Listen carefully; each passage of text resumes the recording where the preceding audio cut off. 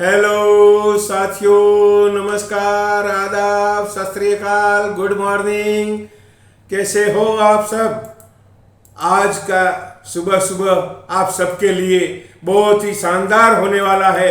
क्योंकि आज मैं मेरे खुद की जीवन की एक संघर्षमय कहानी लेकर आया हूँ, जिसके तहत मैं आप सबके साथ में बात करूँगा कि मेरे जीवन के अंदर क्या क्या संघर्ष आए और इसी के अंदर से रास्ता निकाल के आज मैं इस मुकाम पर पहुंच चुका हूं कि मैं मेरे सपनों को एंजॉय कर रहा हूं। तो इसी के बारे में कुछ बात करूंगा। हो साथियों, सॉरी, मैं मेरा परिचय देना तो फिर से भूल गया। तो मेरा नाम हर्षद भाई ठक्कर, मैं अहमदाबाद गुजरात से बिलोंग करता हूं और आप सभी के साथ में मेरी कहानी, मेरे संघर्षमय जीवन को बताने आया हूँ कि मैंने मेरे मुश्किल रास्तों के अंदर कैसे कैसे पड़ाव आए हैं, उस पड़ाव को कैसे मैंने पार किया, उसके बारे में थोड़ी कुछ जानकारी दूंगा। तो साथियों, मेरे जीवन के अंदर मेरी जब कहानी शुरू हुई 10 साल की उम्र में ही मेरे पास में एक संघर्षमय ऐसा वातावरण खड़ा हुआ, जिसी वातावरण के अंदर मेरे को बहुत सारी परेशानियां झेलनी पड़ी और मेरे जीवन का पूरा रुख बदल गया। तो उसी के बारे में मैं बात कर रहा हूँ कि मेरा परिवार, मेरे 2 भाई, मैं और मेरे मम्मी पापा मिलकर 5 इंसान का हमारा एक परिवार था। अच्छे से जीवन चल रहा था। वही जीवन के अंदर एक थोड़ी दिक्कत थी कि मेरी मम्मी, जो अस्थमा की बीमारी उनको लगी हुई थी, उसी की वजह से वो खुद का घर काम भी ठीक तरह से नहीं कर पा रही थी। यही परेशानियों की वजह से हम खुद परेशान थे। ऐसे में ज़िंदगी ने एक नया मोड़ ले लिया और मोड़ ऐसा हुआ कि मेरे पापा खुद, हम 3 भाई और मेरी मम्मी, चारों को छोड़ के दूसरी शादी करके हमारे जीवन से चल गए और वो कहीं दूसरी जगह चले गए। तो वहाँ पर हमारे फैमिली के ऊपर बहुत बड़ा संघर्ष का पहाड़ टूट पड़ा। क्यों कि हमारा जीवन अस्त व्यस्त हो चुका था। कमाने वाले एक पापा ही थे, लेकिन पापा ने ही हमको छोड़ दिया था। तो उसी टाइम पे मेरा बड़ा भाई था, उसकी उम्र 12 साल थी और मेरी उम्र 10 साल थी, और मेरा छोटा भाई था, उसकी उम्र 8 साल थी। और वही परिस्थिति के अंदर मेरा बड़ा भाई था, उनकी भी एक मेरी मम्मी की तरह अस्थमा की बीमारी थी और वही बीमारी के कारण वो भी सही ढंग से कुछ काम नहीं कर पाए, ऐसा था। तो घर की पूरी जिम्मेदारियों का बोझ मेरे सर पर आ चुका था। तो उसी समय 10 साल की उम्र में ही मेरे को खुद को पढ़ाई करने के साथ साथ कुछ काम शुरू करना पड़ा। तो मैंने अब हमारे अगल बगल में 1-2 किलोमीटर के अंदर जो मोहल्ले थे, उसी में khari toast, butter biscuit, toast biscuit, ऐसी कुछ चीज़ें सुबह में 5 बजे उठकर हर घर लोगों को जाके बेचने लगा। और उसी में से 5 से 7 बजे तक जो भी कमाई होती थी, वो कमाई से अपना घर चलाने का प्रयास किया। और वहाँ से आकर मेरे को और भी काम करना पड़ता था कि यहाँ आकर मेरी बीमार माँ को संभालना, मेरे दोनों भाइयों को संभालना, और इसके साथ साथ में पूरा घर का काम करके, घर सही ढंग से काम करके वहाँ से मेरे को पढ़ाई करने भी जाना पड़ता था। ये सभी के तहत मेरा जो कामकाज था वो चल रहा था। और इससे आगे मैं आपको बताऊं कि मुझे सब कुछ रोल मेरे को अकेले को ही निभाना पड़ रहा था, और वो सब करके बाद में पढ़ाई भी करना होता था, और सबको संभालना, काम करना, पढ़ाई करना, सारे रोल मुझे ही निभाना पड़ रहा था। वैसे करते करते जैसे घर की ज़रूरतें बढ़ती गई, तो कहीं छोटे मोटे काम भी करने पड़े और इसी के तहत अपने जीवन नैया को चलाना पड़ा। ऐसे में मेरे खुद के अंदर एक ऐसा डिसीजन मैंने लिया कि भाई आज मेरे घर के हालात बहुत ही ख़राब है, लेकिन एक दिन मेरे को ऐसा मेहनत करके, कड़ी मेहनत करके ऐसा काम करना है कि अपने पूरे परिवार को बहुत अच्छी तरह से मैं एंजॉय करवा सकूं, ऐसा सभी के साथ में मिलके रह सकूं, ऐसा कुछ काम करना है। लेकिन वो काम हो नहीं पा रहा था। ऐसे में ही धीरे धीरे करके दिन कट रहे थे और उसी टाइम मेरी मम्मी की डेथ हो चुकी। और जब मेरी मम्मी की डेथ हुई तभी मैं ग्रेजुएशन कर रहा था और ग्रेजुएशन मेरी कंप्लीट हुई और मेरी मम्मी भी मेरे जीवन से जा चुकी थी, उनकी भी डेथ हो चुकी थी। तो उसी टाइम मैंने ग्रेजुएशन कंप्लीशन होने के बाद में वहाँ पर एक स्कूल के अंदर मेरे को नौकरी मिल गई और मैं स्कूल के अंदर नौकरी कर रहा था। और लेकिन वहाँ पर मेरा मन लग नहीं रहा था। क्यों नहीं लग रहा था? कि मैंने जो मन के अंदर ठान लिया था कि मेरे परिवार को मैं अच्छी तरह से अच्छे सिले से एंजॉय करे, ऐसी एक पोजीशन में लाना चाहता था, तो वो हो नहीं पा रहा था। मेरा सपना वहाँ पे साकार नहीं हो पा रहा था। तो मैंने क्या किया, उसी नौकरी को रिजाइन कर दिया और अपना एक गांव के अंदर छोटा मोटा कारोबार शुरू कर दिया। अपने एक प्रोविज़न स्टोर चालू किया। उस प्रोविज़न स्टोर अच्छे से चल रहा था और उसी के अंदर अपनी कमाई भी हो रही थी। इसके बाद में मेरी खुद की शादी हुई। शादी के बाद में 2 बच्चे भी हुए और पूरा हमारा परिवार बन चुका था। उसी में फिर भी कठिनाइयों ने मेरा पीछा नहीं छोड़ा। वहाँ पर जाकर एक ऐसा दिन आया कि मेरी जो शॉप थी वहाँ पर कुछ सरकारी इश्यूओं के कारण दबान वाले आए और उन्होंने मेरी शॉप जो है हटा दी। इसकी वजह से मैं तो न घर का न घाट का वैसे करके बिना काम का हो गया। मेरे पास में काम भी चला गया और मेरे साथ में 2 बच्चे थे, उनकी जिम्मेवारी, मेरे घर वाले की, पूरे परिवार की जिम्मेवारी मेरे साथ में आएगी और काम बंद हो गया। तभी जाकर मेरे मन में एक नया ख्याल आया कि क्यों ना भाई यहाँ से मैं कुछ और बड़ा शहर के अंदर जाऊं और बड़े शहर के अंदर जाके ऐसा काम करूं कि मेरे सपनों का कुछ मेरे को जवाब मिले।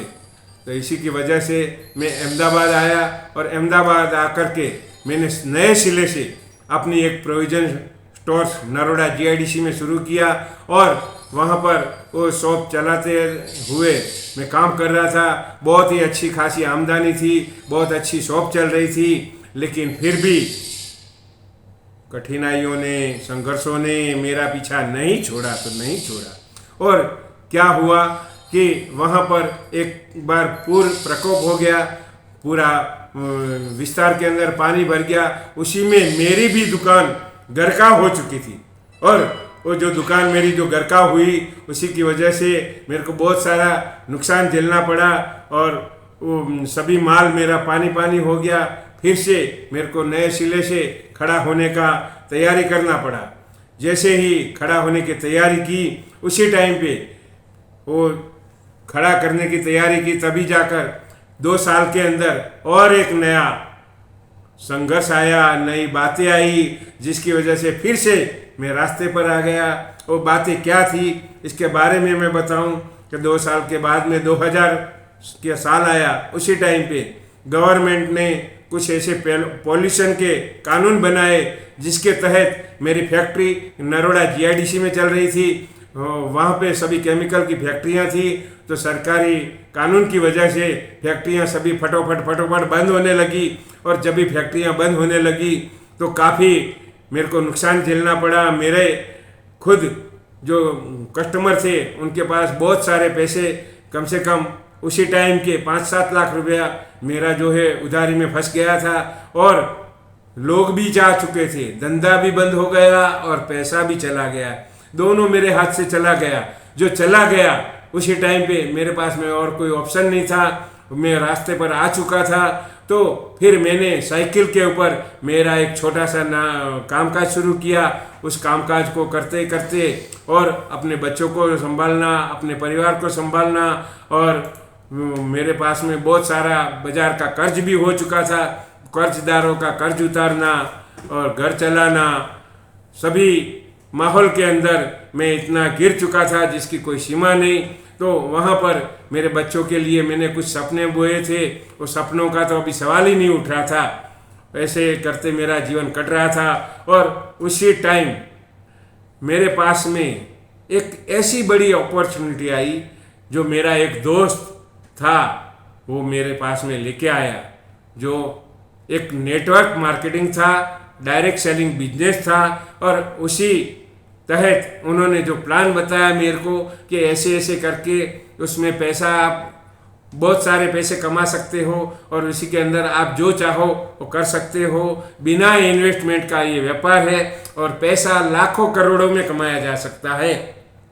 तो ये अपॉर्चुनिटी मेरे को फिर से मेरे सपनों को खड़ा करने का एक जरिया बन गई।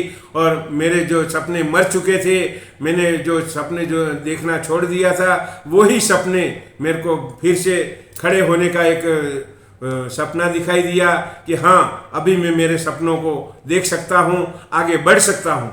तो उसी के तहत मैंने तुरंत इसी सिस्टम को ज्वाइन कर लिया और जो मैं काम कर रहा था उस काम को करते करते पूरा दिन वही काम करके शाम को 2 घंटा 3 घंटा 4 घंटा जो भी फुर्सत का टाइम, रात का टाइम जब भी मिले तो मैं लोगों से मिलता था और उनको इस सिस्टम के बारे में बताता था और थोड़ा कुछ क्या रिटेलिंग करता था। यही करते करते करते इसमें लगातार लगे रहने से, आगे बढ़ने से एक ऐसा काम निर्माण हुआ कि 2 साल के अंदर मैं इसी सिस्टम के अंदर जीत चुका था और अपने सपनों को साकार करने का एक मोड़ बन चुका था। तो उसी मोड़ के अंदर मेरे को बहुत सारा अपना कुछ भविष्य नज़र आया और इसी की वजह से मेरा सपना पूरा हुआ।